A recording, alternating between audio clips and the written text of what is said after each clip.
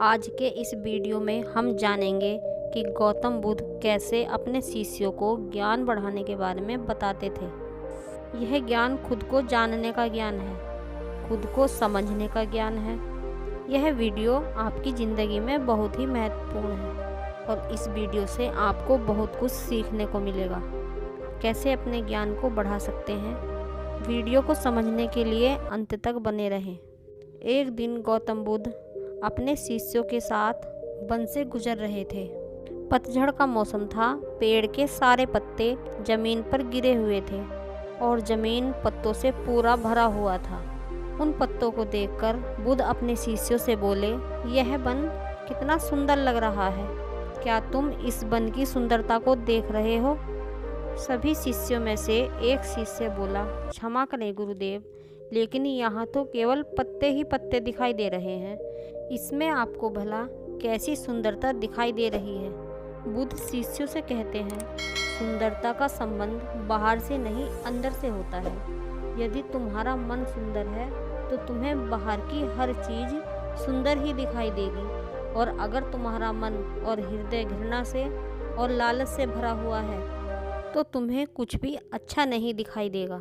शिष्य बोले, गुरुदेव, अपने अंदर की सुंदरता को कैसे बढ़ाया जाए? बुद्ध कहते हैं, इसे बढ़ाने का एक ही तरीका है, अपने ज्ञान से अपने मन को स्वच्छ करके।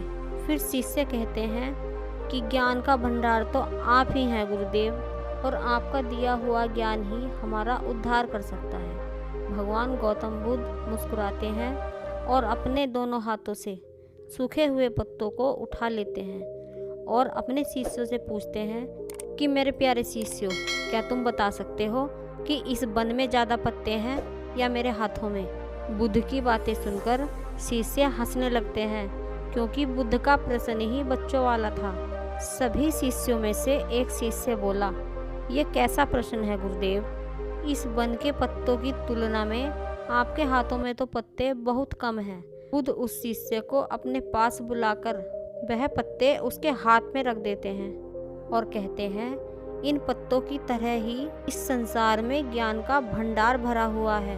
मैं तुम्हें इतना ही ज्ञान दे सकता हूँ जितना मेरे पास है। अगर तुम्हें इससे अधिक ज्ञान पाना है तो तुम्हें खुद को ही मेहनत करनी होगी, ज्ञान को तलाशना होगा और उसे ग्रहण करना होगा।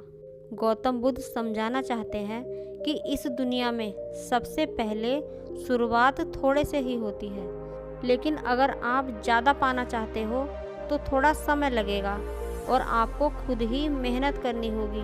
आपके बारे में दूसरा कोई थोड़ा बहुत ही बता सकता है, लेकिन आप अपने आप को पूरी तरह जानना चाहते हैं या समझना चाहते हो तो आपको खुद ही प्रयास करना होगा, खुद ही मेहनत करनी होगी। इसका मतलब यह नहीं है कि थोड़ी बातों से काम नहीं होगा। किसी भी चीज़ की शुरुआत थोड़े से ही होती है।